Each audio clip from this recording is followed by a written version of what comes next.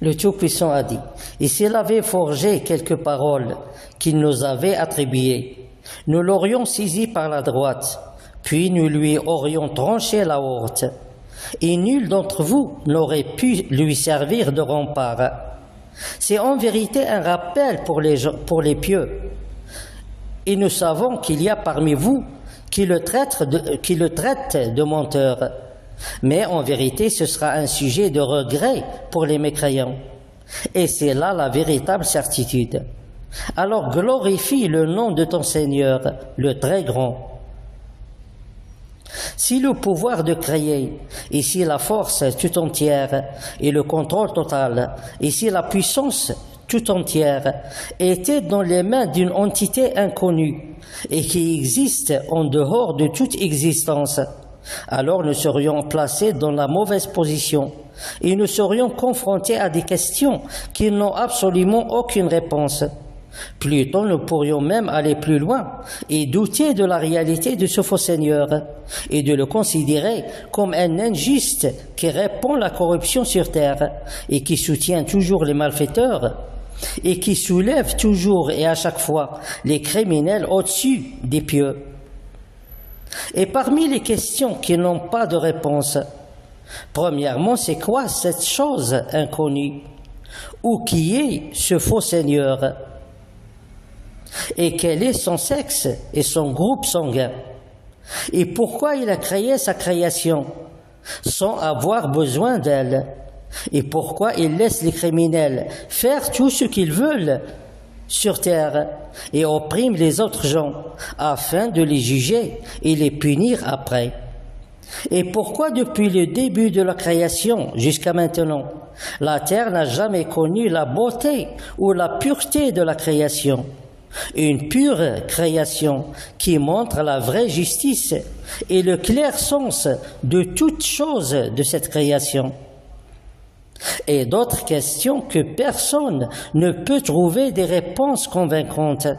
Et ceci, même s'ils s'unissent entre eux, tous les menteurs et les trompeurs, et ceux qui maîtrisent l'art de la manipulation des esprits des gens.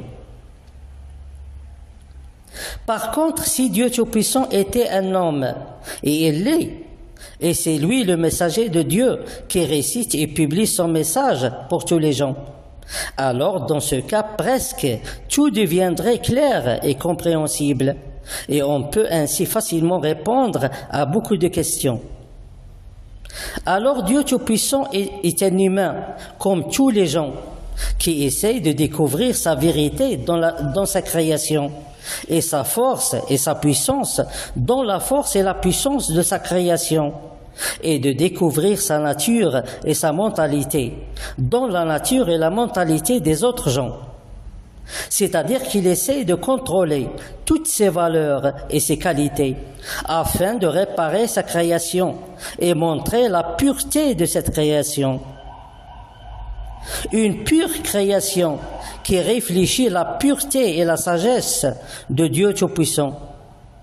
Alors il n'y a aucun étonnement si ce sont les criminels qui contrôlent la terre et profitent de tout le bien de Dieu Tout-Puissant depuis le début de la création jusqu'à maintenant. Et il n'y a aucun étonnement si les criminels parmi les spirituels et les religieux et les scientifiques et les dirigeants n'estiment pas Dieu Tout-Puissant comme il doit l'être, ou ne lui donnent pas sa vraie valeur, et essayent de le combattre et l'utiliser en se moquant de lui. Comme il n'y a aucun étonnement de l'existence du paradis et de l'enfer, c'est-à-dire les récompenses et les punitions. Car l'apparition de la pure création commence toujours par éliminer tous les déchets, tels que les criminels parmi les spirituels, et les religieux et les scientifiques et les dirigeants, qui se sont associés pour combattre l'unique Créateur, Dieu Tout-Puissant, et qui pensent qu'ils sont supérieurs aux autres, et qui ne peuvent jamais, avec leur mentalité et leur comportement et leur jugement, vivre dans la pureté. Il se peut que malgré tout cela, il reste des questions sans réponse, ou apparaissent de nouvelles questions, telles que par exemple si Dieu Tout-Puissant est un être humain, alors c'est quoi au juste un être humain? Mais le fait que Dieu Tout-Puissant est un homme et un messager pour tous les gens est en vérité une réponse à toutes les questions. Quand les criminels spirituels décident de combattre quelqu'un, alors ils attaquent presque tous les organes de son corps. Ils peuvent attaquer le cœur, l'estomac et les intestins. Ils peuvent même agir sur les muscles et les os. Mais la partie la plus importante qu'ils attaquent, c'est la tête et peut-être principalement le cerveau.